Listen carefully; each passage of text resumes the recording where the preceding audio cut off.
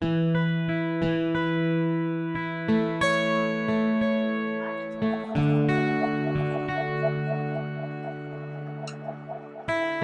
actually is surface chemistry? Surface chemistry deals with surfaces of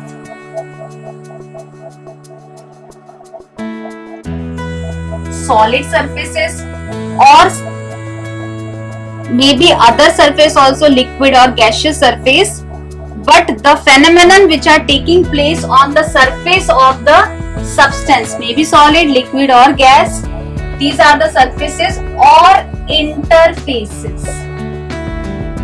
Interfaces means what? When the surfaces are not well defined. Means in case of solid, the surface is well defined, whatever process is taking place on the surface of solid. But in case of liquid and gases, the surfaces are not well defined. So the phenomenon which is taking place between the joining line of the two different substances are known as interfaces. Okay, so the phenomenon which take place on surface or interfaces of various substances are known as surface phenomenon, and the chemistry which deals with it is known as surface chemistry. Okay, so for surface chemistry, certain examples of surface chemistry in our daily practical life we will discuss. In surface chemistry, because we are talking about that the phenomenon is taking place only on the surface, so instead of using term absorption, the term which is used here is adsorption. D. Absorption is a bulk phenomenon. Bulk phenomenon means something is getting absorbed, it will be absorbed from the top layer to the middle layer to the bottom layer. Means from top to bottom that substance will be absorbed inside it. Hence it is a bulk phenomenon. But adsorption is a surface phenomenon. Something is only adsorbed on the surface. Inside molecules are not affected by that particular phenomenon. This phenomenon is known as adsorption. So surface chemistry deals with adsorption, not with absorption. Okay.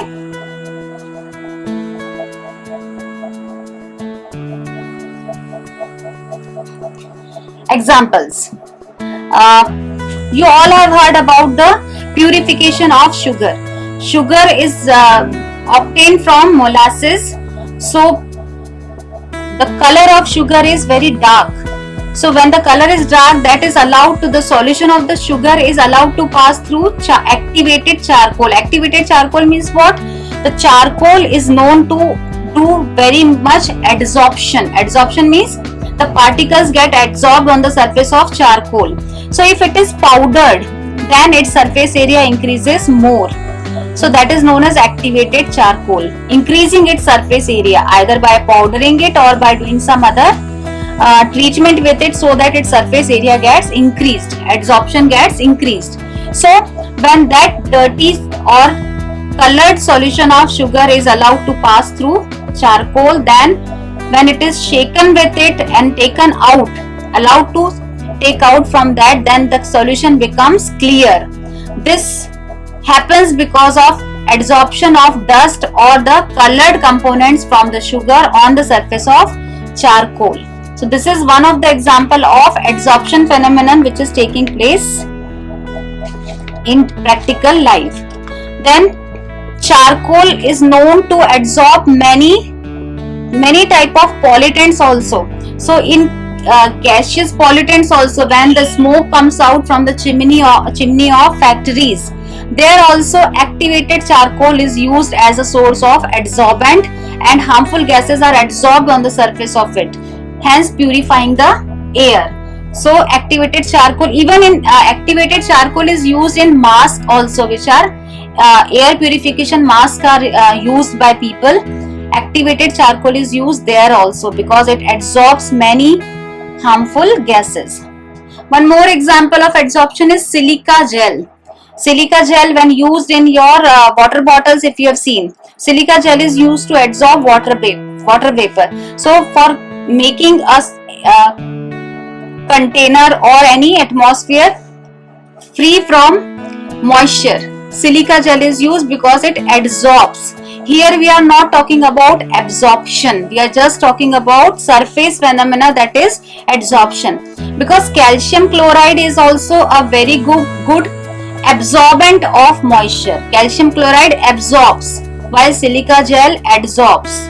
There is difference. Calcium chloride when absorb water, it will become liquid because of the absorption of water. In laboratory, when we have calcium chloride, we purchase solid calcium chloride in bottle, but after few days it becomes liquid. Why? Because it has absorbed moisture from top to bottom. It has absorbed, and because of that it is converted into liquid. But silica gel does not convert liquid. Silica gel only absorbs moisture on the surface of it, not inside it. Okay, so this is the difference between the two phenomenon. Okay, now we come to mechanism of adsorption.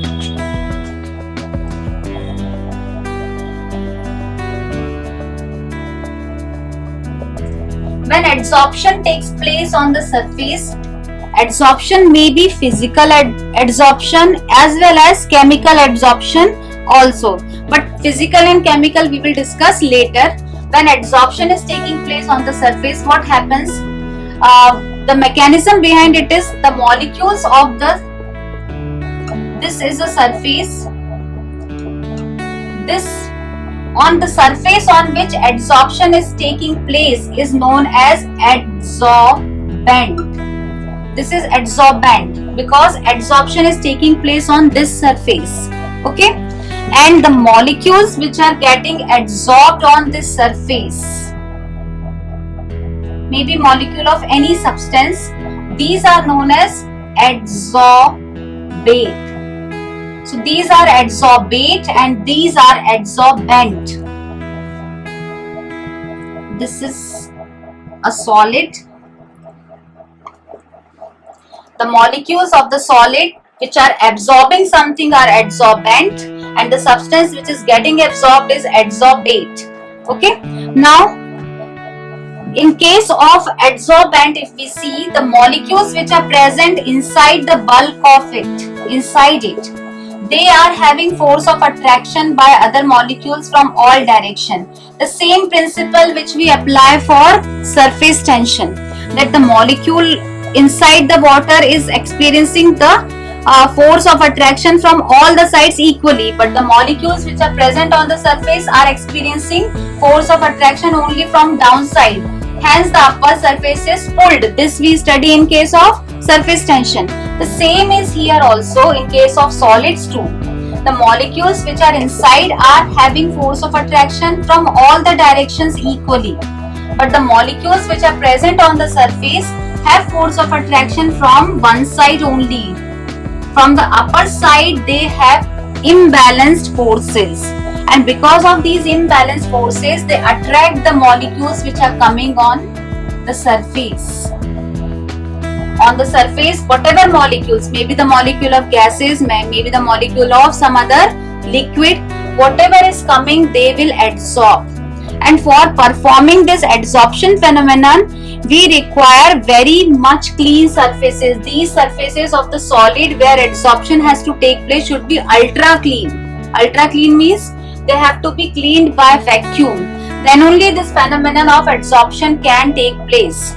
Otherwise, phenomenon of absorption, which type of phenomenon? That if you want knowingly to get something adsorbed, because if this surface is exposed, if you keep any solid in open atmosphere, dust comes on the surface. That is also a sort of adsorption. So that is taking place on its own. But if you want to get absorb something specifically, then you have to remove that dust, then only that substance can get adsorbed. So for plant adsorption, you have to make the surfaces ultra clean, then only adsorption can take place. Otherwise, adsorption will take place every time, but that will not be your planned or required type of adsorption. That will be a natural adsorption which takes place every time on its own. Okay. The best example of plant adsorption is metal catalysis, or you can say solid catalysis. on the surface of solid metals, we absorb hydrogen gas. Then only they act as catalysts. Nickel, palladium and platinum. Hydrogen is absorbed on the surface, and then that leads to process of catalysis. So that is also example of solid or heterogeneous catalysis. Okay, so this is taking place, they are getting absorbed on it. So whenever there will be new attraction, new bond formation, then there will be release of energy. Okay, so gas molecules are getting absorbed, new bonds are getting formed, so adsorption process is exothermic because energy will be liberated. Second thing, these gas molecules were randomly moving around. As soon as they got a surface to get stuck, then they are getting absorbed, and now their movement is restricted.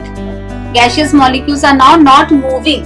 So delta S also is negative. Negative means entropy is decreasing. Entropy decreasing. Okay. Now delta G is equal to delta H minus T delta S. This is the equation to find out the spontaneity of any reaction. Spontaneity means what? Delta G value should come negative. A reaction in thermodynamics chapter we had done that for delta G, for a reaction to be spontaneous, delta G value should be negative. So if we want that adsorption should take place on its own spontaneously, then delta G should come negative. This delta G will come negative. In this case, we have seen that T delta S value is coming, delta S is coming negative because entropy is decreasing. So this negative and negative term will become positive, T delta S. Now, is this delta H value will decide that delta G will come negative or not.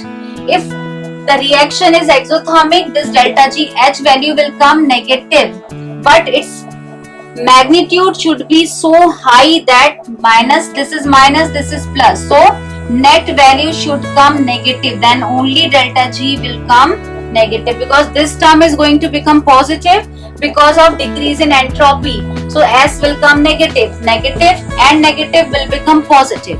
So this will not contribute in the spontaneity. For this reaction to become a spontaneous, delta H value should be highly negative so that the difference of the two has high magnitude for being negative. So adsorption reaction can be spontaneous or should take place on its own only when the large amount of energy is released, delta H value is negative. Okay, as soon as gradually when the whole surface is occupied by the molecule of gases, initially the surface is plain blank, so adsorption is taking place, delta H value is coming negative, the reaction is spontaneous.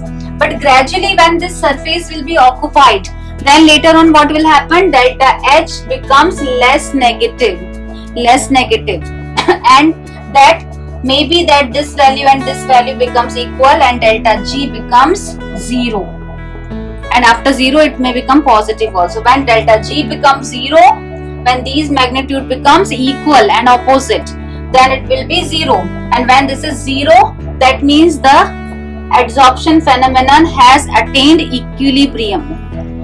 More will be adsorbed, more will be released. Equilibrium is what? The process does not stop, but the process does not increase also. So this is known as equilibrium. So more will be adsorbed, some will leave the surface. More will be adsorbed, some will leave the surface. This is known as equilibrium. Okay, so this is mechanism of adsorption phenomenon. That adsorption is a spontaneous process till it attains equilibrium. Once it attains equilibrium, it will appear to stop, though it doesn't stop.